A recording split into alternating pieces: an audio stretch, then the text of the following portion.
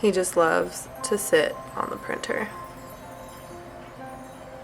Hello YouTube, so this video is going to be all about how I heal my new tattoos. This is just what I've figured out that works for me and my body. I've always done generally the same thing, but I've finally gotten it down to a science, and I pride myself on the fact that I've been able to heal them so well. It's not like a rule book. There are definitely things you shouldn't do while your tattoo is healing.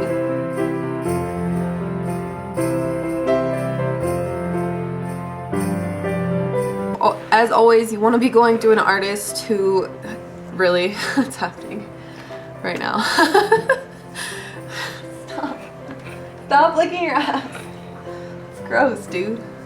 For part of this video, I'm going to be doing a voiceover and just showing you guys exactly how I did heal this. I actually filmed each, every couple days so that you can see the full cycle of a healing tattoo. It does peel, it can scab, and it can be kind of gross, but I mean, this tattoo wasn't that gross. Alright guys, so this is day 1 of the healing process. A tattoo typically takes about 10 to 14 days to fully heal, so I'm going to be showing you pretty much the whole process as the tattoo changes and goes through its healing process. So first I'm going to start by washing my tattoo. I will wash my tattoos when they're fresh, like once to twice a day. In the very beginning of the healing process, I will wash it twice a day, when I wake up and when I go to bed. And you want to make sure that you're using pretty comfortable water. You don't want to use too cold, too hot. You want to use a comfortable water temperature, and just make sure that you get it wet before applying soap. And here I'm just using some antibacterial non-scented dial soap. You want to make sure that you're using antibacterial non-scented soap because any fragrance will burn and sting, and it does not feel good. I know this from personal experience, so trust me. You just want to make sure you're getting a nice lather there and getting it all really nice and clean. Any plasma or any other ink residue that's on the tattoo needs to get off of there. You want to be very gentle with your new tattoo, especially in the first few days, because it is very vulnerable. You can tell mine is pretty swollen and red, and that's totally normal, but you just want to baby it for the time being. Then when you're done washing it, you want to take a clean paper towel and dry off your hands. Make sure you're not using a towel because the fabric in the towel can get into your tattoo, and that's gross. So paper towels are the way to go. You want to make sure that you're not wiping the water off of your tattoo. You just want to blot. So put it over your tattoo and apply some light pressure, and then just peel it off like that, and that gets the moisture off of your skin perfectly. You don't need to wipe and harm your tattoo any further. Perfect. Ta-da! Going in with Aquaphor. This stuff is great. You can find it in the baby aisle of any grocery store. I think this container is about $8, and it'll last you a really long time. And you just want to get a really good dollop. I usually take way too much or way more than I need, but I will blot the excess off. I just always like to make sure that my tattoos are fully moisturized and aquaphored up. Yeah, you get it all over the tattoo, and then you can start really lightly massaging it into your skin, just getting it all over the tattoo, covering the whole surface area. A lot of tattoo artists prefer A&D versus Aquaphor. In my experience, A&D is really greasy. The formula usually stains my clothing, and I just don't like that it really doesn't stick to my skin as well as Aquaphor does. I feel like when I put Aquaphor on my skin, it actually stays in place.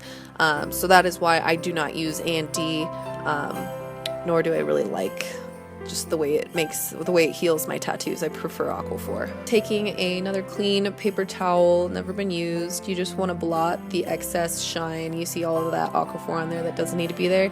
It's too shiny, so you just want to take that and blot it. Apply some light pressure to get that excess off, and just peel it off.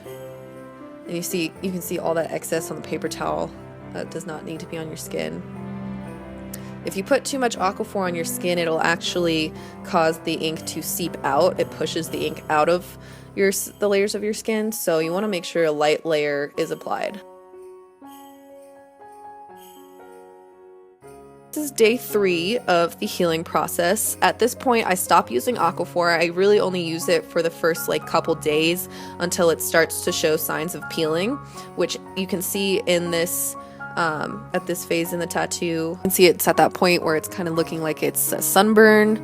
It's like really stretchy, leathery looking skin, and that's totally normal, but that's when you know when it's about to peel. The lotion that I switched to after I'm done using the Aquaphor for the first couple days, I use Eucerin Lotion, which is made, it's the same company that makes Aquaphor. And so yeah, you just want to put a little bit on your tattoo. I used way too much for this example, and I realized that because I think I wiped it off a little bit after filming this.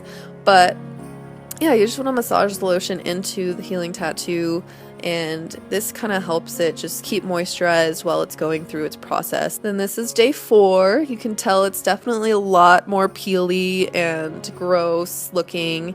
This is usually when people notice that you have a new tattoo, and it's always really fun to be like, yeah, look at it, it looks like shit, because it's still fucking healing.